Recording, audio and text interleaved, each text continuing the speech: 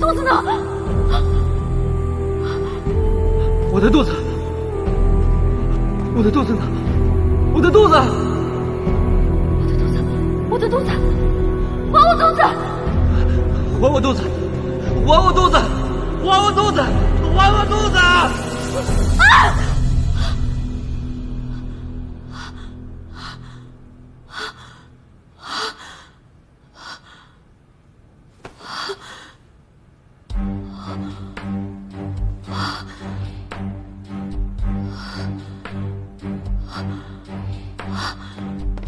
娘娘，你怎么满头大汗啊？我刚才梦见我肚子没了，虽然平时我一直没把这孩子当回事，但是梦里发现我肚子没有的时候，感觉就像被人拿去的左右手一样，痛苦极了。没想到时间久了，这肚子里的孩子早就成了我的一部分了。您放心，孩子一定会平安健康的生下来的。宝贝儿，我心里有些害怕，我肚子里这个孩子将来很可能是要做皇帝的，但是九王也是要做皇帝的。这个问题都是因为我一直在逃避怀孕这件事情，从来没有想起过。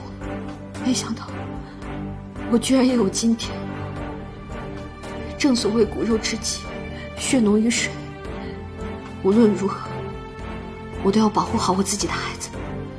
过几天我就冒险去求求九王。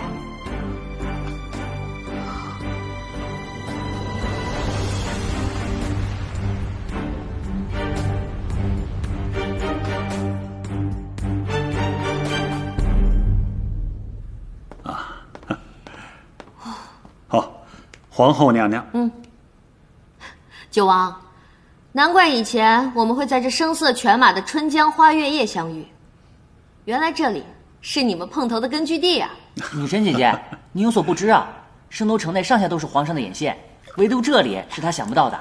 他那人呐，不好女色，是不会来这儿的。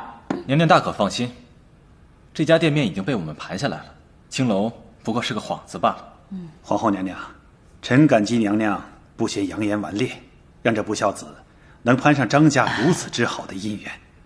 不用客气，以后咱们就是一家人了。这次我把大家聚在一起，是要商量云溪的要事。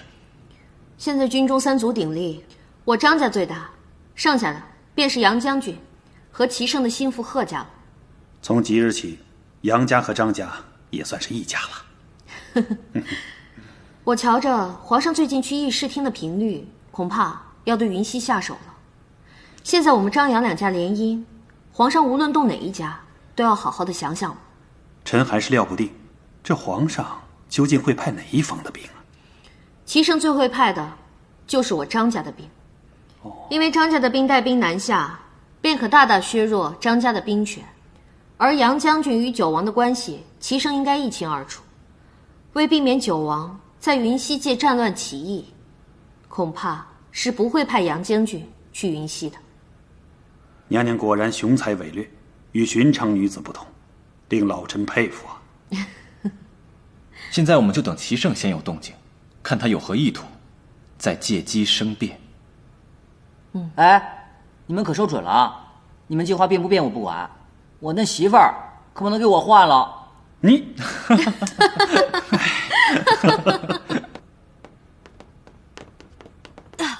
好巧啊，老地方又见面了。有事？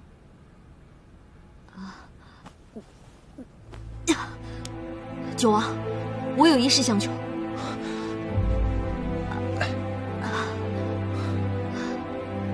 你这是作何呀？本来你我二人结盟是为了自保，现在多出一个孩子来，恐怕咱们心里都不踏实了。为何说出这等话？我肚子里的孩子一天天长大，我对他有了感情，不得不为了他感到担心。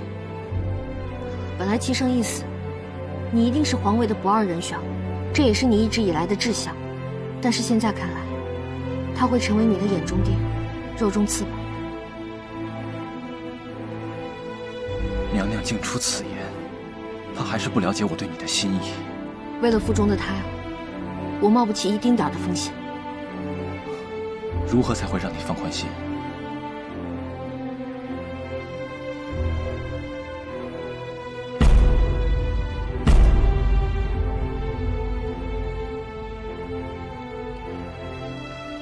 放弃皇位。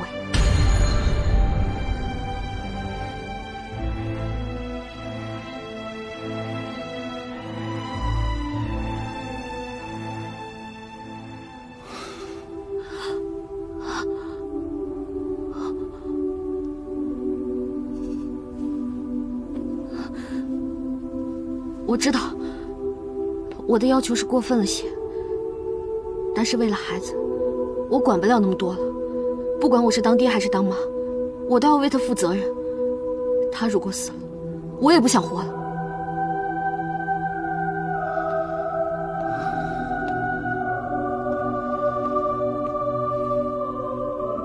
我应了你。此话当真？我做此牺牲，只希望你永不负我。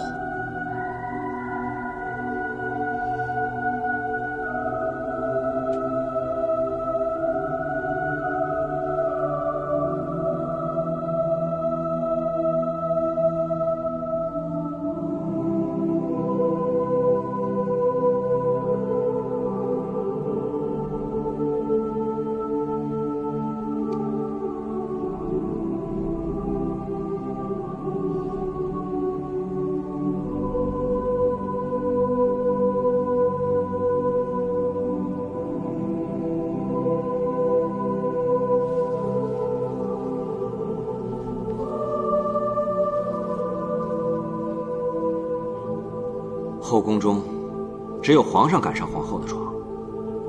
可他什么时候跟杨言学会凌波微步了？皇上，你怎么来了？你快要临产了，我还是放心不下。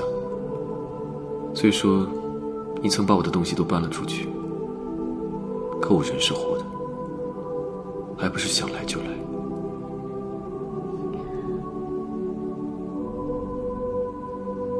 皇上，你是不是病了？要不要找太医给你瞧瞧？